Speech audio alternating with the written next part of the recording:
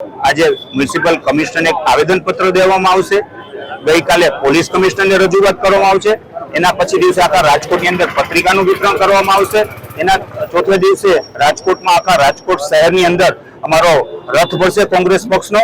અને પછીના રવિવારે જે ટીઆરપી કામની 1 વર્ષ પૂર્વની વર્ષી નિમિત્તે જિલ્લા પંચાયત ચોકમાં કેન્ડલ માર્ચ કરવામાં આવશે સાંજે 7:30। એટલે આજ અમારી રજૂઆત છે કે ખાલી રાજકોટ મહાનગરપાલિકાના અધિકારીને ટાર્ગેટ બનાવે, આમાં પદાધિકારી પણ સામેલ છે, ભાજપના ધારાસભ્ય પણ સામેલ છે।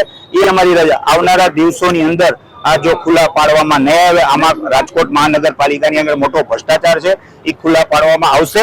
અને આ તંત્ર નહીં સુધે તો ગાંધીજીના માર્ગે અમારે આંદોલન કરવાની ફરજ પડશે।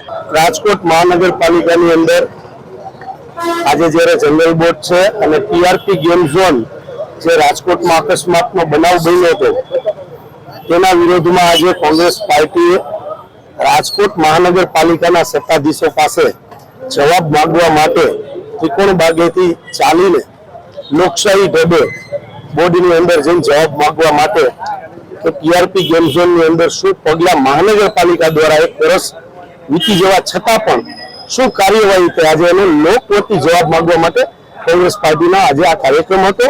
પણ ભારતીય જનતા પાર્ટીની એક ખૂબી રહી છે કે ભ્રષ્ટાચારમાં ડૂબેલી મહાનગરપાલિકા અને રાજકોટની પ્રજાને રેઢી મૂકી દીધી હોય અને આવનારા દિવસોની અંદર વધારે ભ્રષ્ટાચાર કઈ રીતે કરવો એની તાલીમ માટેનું આજે બોર્ડ મળતું હોય તો બોર્ડની અંદર લોકોનો અવાજ બનીને આજે કોંગ્રેસ જવા માંગતી હતી, ત્યારે આજે ભારતીય જનતા પાર્ટીએ પોલીસને આગળ કરી અને સેંકડો કાર્યકરો અને આગેવાનોની ત્રિકોણબાગ ખાતેથી ધરપકડ કરી છે।